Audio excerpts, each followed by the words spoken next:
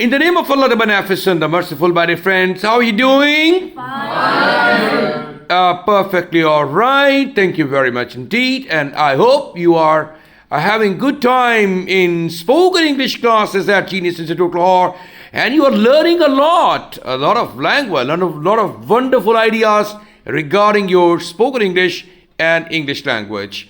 When we talk about spoken English, it means listening and speaking. When we say English language, it means it includes reading and writing as well. So, जो हम पढ़ रहे हैं आजकल class में, it will benefit you both in listening, rather in all four modules, listening, speaking, reading and writing. Yes. So that's great. आज का जो हमारा लेक्चर है, it's about back to basics, lecture number 9B, and do as a proper verb. कल हमने पढ़ा था do का इस्तेमाल as an auxiliary, as a helping verb, और उसके हमने देखा कि कैसे मुख्तलिफ टेंसेस को सपोर्ट करने के लिए हमारे पास do आता है, जैसे प्रेजेंट टेंसेस में, प्रेजेंट सिंपल में, पास्ट सिंपल में, और इसी तरह से फिर डू का इस्तेमाल हमने देखा कि कैसे एम्फेसाइज करने के लिए अफर्मेटिव सेंटेंसेस को, सादा जुमलों को एम्फेसाइज करने के लिए, या कैसे इंपेरेटिव सेंटेंसेस में आप जो है वो उसको स्ट्रेस करने के लिए इस्तेमाल करते हैं, नेगेटिव इंपेरेटिव के लिए कैसे डोंट का इस्तेमाल करते हैं, so on and so fourth. It was very informative lecture full of lot of information regarding the use of do. आज का जो लेक्चर है वो भी do के हवाले से है, but it's gonna be about as a proper verb.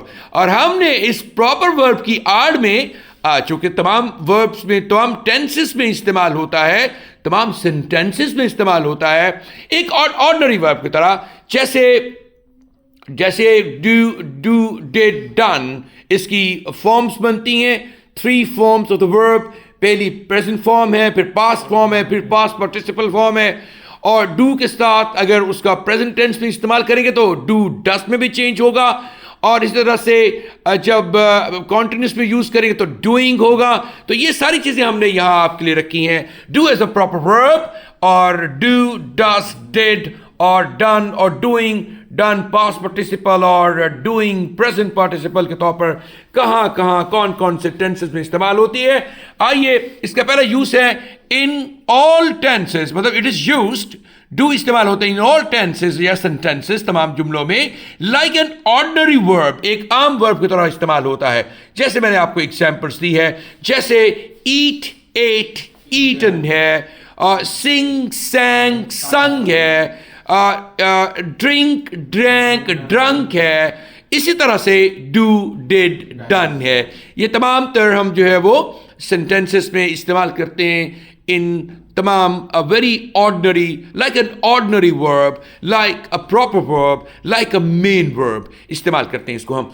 और इसका मतलब भी होता है फिर मीनिंग के अंदर. हमने आपको एक्टिव टेंसेस में इसको यूज करना सिखाएंगे अभी, और इसी तरह से फिर तमाम पैसिव टेंसेस में यूज करना सिखाएंगे आपको हम, और उसके कुछ सेंटेंसेस हमने बना लिए हैं, और उसके बाद फिर मॉडल वर्ब्स के तौर पर के साथ कैसे इस्तेमाल किया जा सकता है मिसलेनियस सेंटेंसेस में, और उसके बाद कुछ मॉडल सेंटेंसेस हमने 3 एक दिए आपको कैसे इस्तेमाल हो रहा है, और उसके बाद फिर यूज टू है, इसका डिफरेंट मीनिंग्स हैं, वो कैसे इस्तेमाल होता है, और कुछ फिर एक आखिर में एक आपको वार्निंग भी है या इंस्ट्रक्शन है कि कैसे आपने उसको ब्रिलियंटली इस्तेमाल करना है. आइए जरा मुख्तलिफ टेंसेस में इसको रोटेट करते हैं, जिसमें तमाम एक्टिव जुमले और फिर पैसिव जुमले होंगे.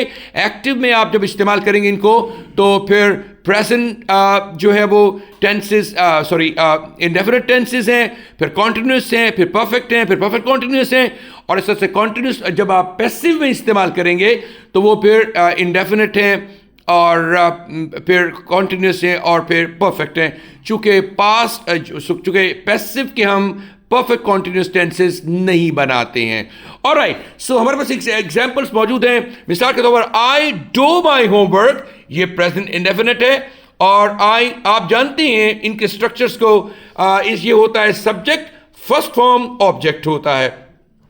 तो फर्स्ट फॉर्म इस्तेमाल हुई है यहाँ, आई डू माई होमवर्क, मैं अपना होमवर्क करता हूँ. आई डू माई होमवर्क, तो आप बताइएगा I do my homework means मैं अपना होमवर्क करता हूं।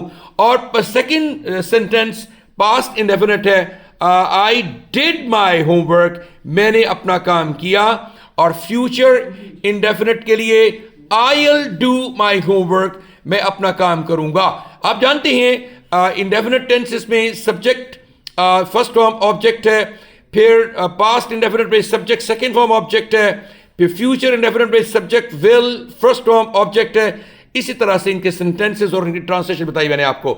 उसके बाद फिर कॉन्टिन्यूस में चले जाएं, I am doing my homework, मैं अपना काम कर रहा हूं, ये कॉन्टिन्यूस में चले गए हैं। कॉन्टिन्यूस टेंसेस को प्रोग्रेसिव टेंसेस भी कहते हैं। I am doing my homework, मैं अपना होमवर्क कर रहा हूं। I was doing my homework, मैं अपना होमवर्क कर रहा था। I will be doing my homework, मैं अपना होमवर्क कर रहा हूंगा। और इसमें देखते हैं आप कि स्ट्रक्चर्स देखें। Subject is am are first form I N G, object is am are was subject was were first form I N G object, और subject will be first form I N G object. इन्हीं structures का इस्तेमाल किया है इन 3 tenses में। आगे चलेंगे continuous में, और आगे है आई हैव डन माई होमवर्क, मैं अपना होमवर्क कर चुका हूं। I had done my homework, मैं अपना होमवर्क कर चुका था। I will have done my homework, I will have done my homework, मैं अपना होमवर्क कर चुका हूँगा। सो ये परफेक्ट टेंसेस हैं। परफेक्ट टेंसेस जानते हैं स्ट्रक्चर इसके क्या होते हैं। अभी हम चूंकि टेंसेस को प्रॉपर्ली डिस्कस नहीं कर रहे हैं, लेकिन एक जस्ट आपको ओवरव्यू दे रहे हैं टेंसेस का। I have done my homework, subject has have third form object, subject had third form object, और subject will have third form object. ये इसके स्ट्रक्चर्स हैं। आगे आ जाइए, हमारे पास परफेक्ट कॉन्टिन्यूस टेंसेस हैं। I been doing my homework, मैं अपना काम करता रहा हूं। और I been doing my homework means I had been doing my homework, मैं अपना काम करता रहा था। I have been doing my homework, मैं अपना काम करता रहा हूँगा। तो हमारे पास 3 ये सेंटेंसेस परफेक्ट कॉन्टिन्यूस के हैं, जिसमें इसका स्ट्रक्चर बना जैसे बनेगा, subject has been have been first form ING object, subject had been first form ING object, और subject will have been first form ING object. ये हमारे पास परफेक्ट कॉन्टिन्यूस के स्ट्रक्चर्स हैं। सो ये 12 जुमले आपके 12 सेंटेंसेस बने एक्टिव के। आइए जरा पैसिव में जरा रोटेट करते हैं इसको। पैसिव में जो इंडेफिनिट है, होमवर्क इज डन, होमवर्क किया जाता है। होमवर्क वॉज डन, होमवर्क किया गया। Homework will be done, homework किया जाएगा। होमवर्क इज कॉन्टिन्यूस में आ जाए। और लेकिन अगर आप देखें तो स्ट्रक्चर क्या बनेगा, object is am are third form, object was were third form, object will be third form. ये स्ट्रक्चर्स हुए इनके। आइए जरा उसके बाद कॉन्टिन्यूस में चलते हैं। Homework is being done, homework किया जा रहा है। Homework was being done, homework किया जा रहा था। Homework will be done, will be being done, homework किया जा रहा होगा। तो स्ट्रक्चर क्या बना, object is being, am being, are being third form, object was being, were being third form, object will be being third form. आइए जरा passive tenses में जाते हैं, सॉरी परफेक्ट टेंसेस में। Homework has been done, homework किया जा चुका है। Homework had been done, homework किया जा चुका था। Homework will have been done, homework किया जा चुका होगा। और इसमें भी स्ट्रक्चर्स की बात करें तो object has been, have been third form, object had been third form, object will have been third form. ये तो हुए तमाम एक्टिव और पैसिव में इनके यूजेस। आपको कुछ समझ आई है जी? yes. अगर आप इसको बार बार देखेंगे वीडियो को तो आपको पता चलेगा कि मैंने स्ट्रक्चर्स भी बताए हैं आपको एक्टिव और पैसिव के, और उनका बताया है कि कैसे डू को हम कैसे तमाम तर सेंटेंसेस में यूज कर रहे हैं। उसके बाद जब ये बात हो तो नेक्स्ट फिर हमारे पास एग्जाम्पल आती है कुछ और में। देख लीजिए मुतफर्रिक सेंटेंसेस में, मिसलेनियस में कैन कुड के साथ कैसे इस्तेमाल कर सकते हैं, माइट के साथ, शुड वुड और मस्ट के साथ कैसे इस्तेमाल करेंगे। तो हमारे पास कुछ model sentences, for example model के साथ, मॉडल वर्ब्स के साथ, ये मॉडल ऑक्सिलरीज के साथ कैसे इस्तेमाल कर सकते हैं। I can do my homework, मैं अपना काम कर सकता हूं, ये एबिलिटी शो करता है प्रेजेंट में। I could do my homework, मैं अपना काम, मैं अपना होमवर्क कर सका, ये पास्ट एबिलिटी है। आई मे डू माई होमवर्क, ये इम्कान है, प्रोबेबिलिटी है, पॉसिबिलिटी है। आई मे डू माई होमवर्क, इम्कान है कि अपना होमवर्क मुकम्मल करूं या करूं। I might do my homework, ये कम इम्कान के लिए इस्तेमाल करते हैं, कम इम्कान है कि मैं अपना होमवर्क करूं। और I should do my homework, ये ऑब्लिगेशन की बात हो रही है, सेल्फ एडवाइस भी हो सकती है। I should do my homework, मुझे ये ऑब्लिगेशन है, ड्यूटी है। I should do my homework, मुझे अपना होमवर्क करना चाहिए। और I would do my homework, मैं अपना होमवर्क करूंगा, लेकिन थोड़ी लेस इसके अंदर प्रैक्टिकलिटी है। जब I will do my homework होता है तो उसमें स्ट्रेस ज़्यादा होता है, इसमें ज़रा स्ट्रेस लेवल कम है और जस्ट सॉर्ट ऑफ प्लानिंग है, इट्स नॉट कंफर्म्ड येट। और I must do my homework, मुझे अपना काम ज़रूर करना चाहिए, इसमें स्ट्रॉन्ग ऑब्लिगेशन है, स्ट्रॉन्ग ड्यूटी है। ये हम इन तमाम चीज़ों को, इन वर्ब्स, इन मॉडल्स को इंडिपेंडेंटली भी क्लास लेक्चर्स में समझने की कोशिश करेंगे। सो ये हमारे मॉडल वर्ब्स के साथ कैसे यूज़ करते हैं, ये हमारे पास एग्जाम्पल्स कुछ आ गई हैं। अब हमारे पास अगले कुछ एग्जाम्पल्स हैं। हम देखते हैं कि कुछ मॉडल सेंटेंसेस हमने बनाए हैं। For example, Mrs Jones is doing her job in government sector. Mrs John is doing breakfast right now. ये भी हो सकता है ब्रेकफास्ट कर रही है, डूइंग करने की सेंस में, इसे डू ING लगाया आपने, इसके प्रेजेंट पार्टिसिपल आपने कॉन्टिन्यूस टेंस में इस्तेमाल किया एज अ प्रॉपर वर्ब। और व्हाट डज ही डू, इस जुमले में आप देखिए पहला डज जो है वो एक ऑक्सिलरी वर्ब है और दूसरा जो डू है ये एज अ प्रॉपर वर्ब है, ये मेन वर्ब है। What does he do whole day, वो सारा दिन क्या करता है। I saw you hit your brother, मैंने देखा आपने अपने ब्रदर को हिट किया, सेकंड फॉर्म इस्तेमाल हुई है यहाँ, हिट सेकंड फॉर्म का, तो हिट हिट हिट। और why did you do that, आपने ऐसा क्यों किया। व्हाई डिड आपका ये जो है वो पास्ट इंडेफिनिट के लिए इस्तेमाल हुआ और ये एज एन ऑक्सिलरी वर्ब है यहाँ। और why did you do that, do यहाँ एज अ मेन वर्ब या प्रॉपर वर्ब के तौर पर इस्तेमाल हुआ है। उसके बाद फिर हमारे पास यूज टू है, इसके कुछ मतलब has a general meanings of carry out. Do का मतलब होता है कैरी आउट, अंजाम देना, अकॉम्प्लिश मुकम्मल करना, परफॉर्म अदा करना। एडमिनिस्टर का मतलब हमने क्या देखा था, इंतजाम करना।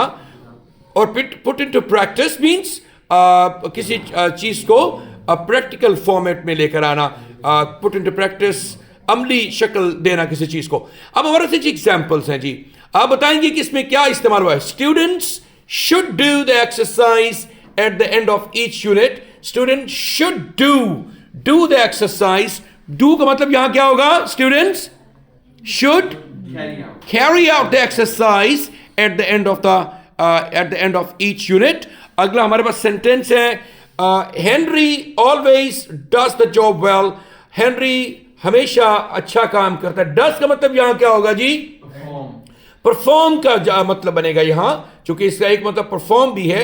Henry always performs the job well, ये डज ये प्रेजेंट इंडेफिनिट टेंस में इस्तेमाल हुआ है डू, और इसके चूंकि ये हेनरी सब्जेक्ट इसका सिंगुलर है इसलिए आपने इसको डू के बजाय डज इस्तेमाल किया है। चूंकि जब प्रेजेंट इंडेफिनिट टेंस में सब्जेक्ट जो है वो आपका सिंगुलर हो, एक हो, तो फिर आप वर्ब के फर्स्ट फॉर्म के साथ एस या ES का इजाफा करते हैं, तो डू के साथ ES का इजाफा किया जा सकता है। The gardener did the weeding, did, ये इसका मतलब क्या बना जी, student should do the exercise at the end of each unit. Student should, hello, should do का मतलब यहां क्या बनता है, प्रैक्टिस, पुट इनटू प्रैक्टिस, ये हो सकता है, बिल्कुल ठीक है। हमारे पास ये एग्जाम्पल मौजूद है इसके मीनिंग। और तीसरा है, Henry always does the job well, Henry हमेशा काम अच्छा करता है। और यहां डज का मतलब क्या होगा जी, परफॉर्म द जॉब वेल। और फिर the gardener did the weeding yesterday, the gardener accomplished the weeding या administered the weeding yesterday, ये भी आप कर सकते हैं। तो डिपेंड करता है आप क्या मीनिंग उसका जो है वो इस्तेमाल। सारे मीनिंग्स में ये सिमिलर वर्ड्स हैं, इनफैक्ट या आप कह सकते हैं सिनोनिम्स के तौर पर भी इस्तेमाल होते हैं, थोड़े थोड़े डिफरेंस के साथ हैं ये। तो आप देखिए कि कहाँ कौन सा मीनिंग सूटेबल लगता है। एक चीज़ आपने याद रखनी है जी, आप अक्सर सुना होगा आपने फॉर्मल मीटिंग्स में जब मिलते हैं लोग आपस में फॉर्मली, तो आप कहते हैं हाउ डू यू डू, कहते हैं ना, how do you do. How do you do जो है वो इसका मतलब क्या होगा, I am please to meet you. क्या मतलब है, अच्छा एक ये भी होता है, हाउ डू यू डू का जवाब भी हाउ डू यू डू ही होता है। हाउ डू यू डू, हाँ how do you do, I am please to meet you, I am please to meet you too, right. तो एक तो ये है। या ये भी कह सकते हैं जैसे कि हमारे एक स्टूडेंट ने कहा, आपका नाम बेटा क्या है?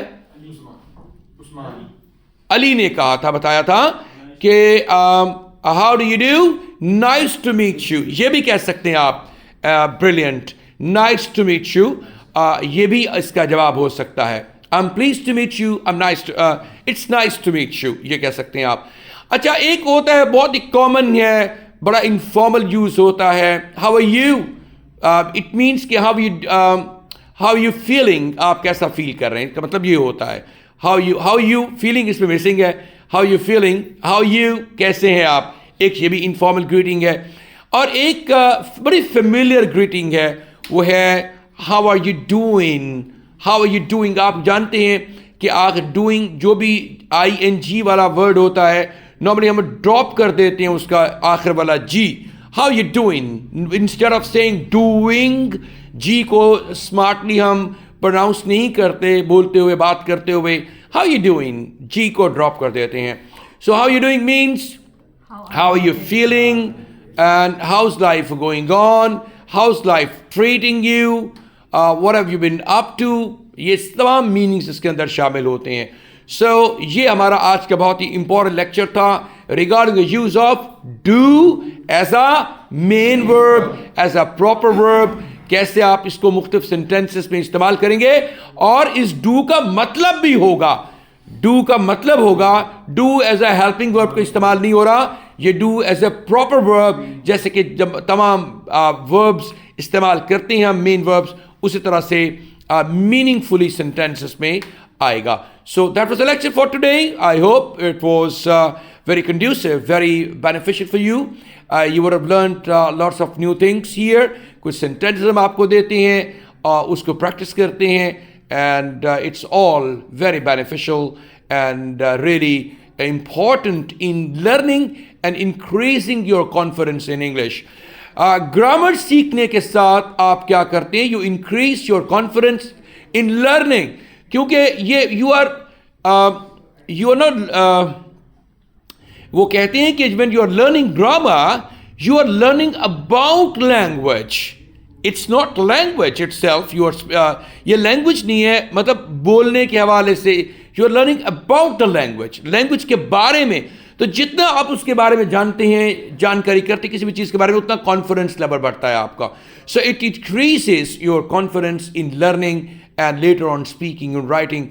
God bless you all. Thank you very much indeed. Gonna see you tomorrow with another lecture. Until then, bye-bye.